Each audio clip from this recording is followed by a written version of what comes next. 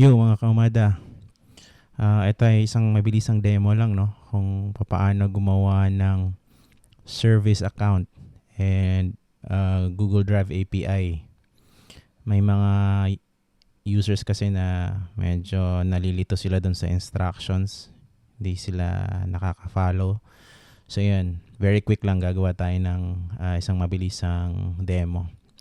So ayan, meron na naman tayong link nito, no? Itong website na to kung saan natin dina-download yung G-Connect app. So, punta lang kayo dito sa baba sa Redmi. Tapos yung number 3 should have Google account. So, unang-unang gagawin para makagawa tayo ng service account tsaka API for Google. Of course, kailangan login muna kayo sa mga Google accounts nyo. Punta kayo dito. Tapos, click nyo lang itong link, Google Drive API.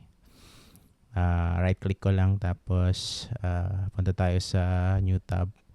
Ayan, mapupunta tayo sa Google Cloud Console. So ngayon, pagdating natin dito sa Google Cloud Console, yung unang-unang ipapagawa sa inyo is considering na first time nyo, no, gagawa kayo ng new project. Sa akin kasi may mga project na ako dito na nagawa, kaya ayan, may list na ako ng mga projects. So, hindi ka na kailangang gumawa. Ito, click nyo lang yung new project. Tapos kayo na bahala lagay ng pangalan kung ano yung name ng project nyo. Okay, pwede nyo gamitin yung Wi-Fi portal name nyo para dyan, para mabilis. Okay, so ayan. Considering may na kayo, project na kayo. Ayan, lalabas yan dito. Tapos, dito sa baba, una-una nyo gagawin, i-click nyo to, API and Services. Dito tayo pupunta. Dito tayo gagawa ng Service Account and API. No? So, ayan, click natin. Ayan. Ayan. Tapos,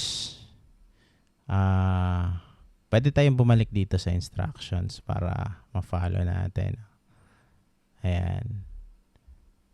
And create a new project and then go to API and Service. Enable API and Services.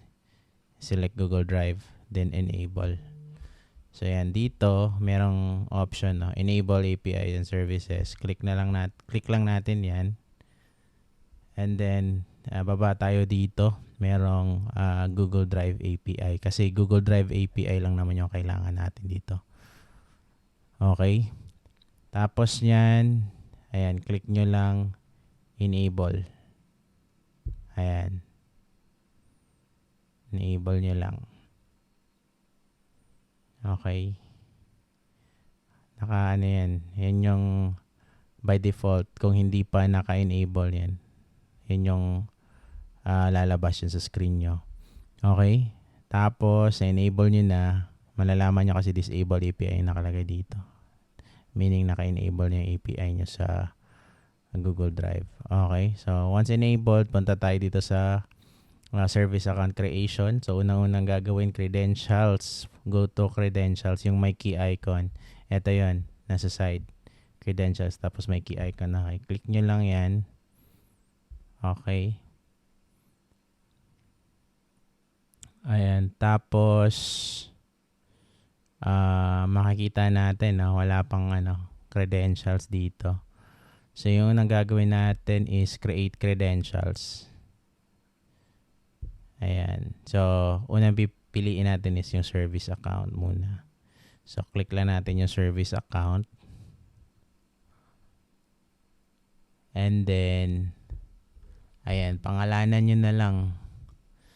Tsakin, depende sa inyo, no? Ayan, ayan. Lagyan ko sa akin G-Connect app, QA3. Ayan. Yun lang yung importante, yung service account name. Yung service account ID, mag-auto-generate naman. The rest, optional lang. So, sa akin, create and continue. Ayan. Click nyo lang create and continue. And then, dito sa role, owner dapat. Ayan, owner. And then, balikan natin kung ano yung next step.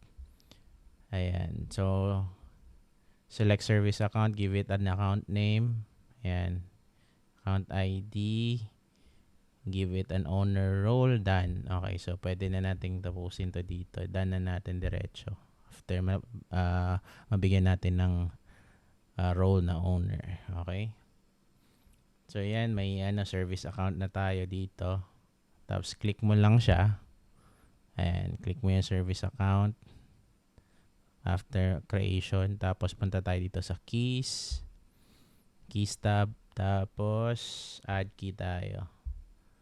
Ayan, create new key. Ayan.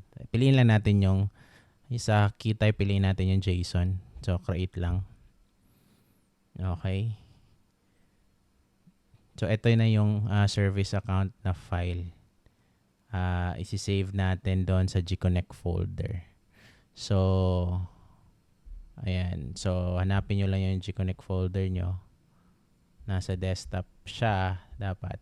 Okay, so yan. Desktop. Yan. Tapos, yan, service account. Pangalanan nyo lang siya, service account. Sa akin, may may nakasave na kasi ako. Kaya, yan, ma-replace siya. So, hindi ko na lang isi-save yun sa akin kasi meron na ako existing. Ma-replace yun. Okay, so, close ko lang siya. Tapos, next. So, ayan, na-save na natin, no? Sabihin na natin na-save na natin. Balik lang tayo. Balik tayo. Back. Ayan, back lang tayo. Isa pa.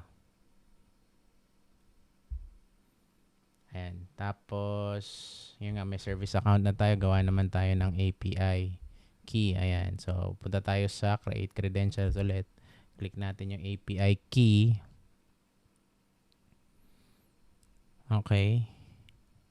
Yan, medyo may katagalan siya. No? Ayan, automatically magge-generate siya ng API key. Copy nyo lang yan. Ayan. Click copy and then edit nyo yung API key.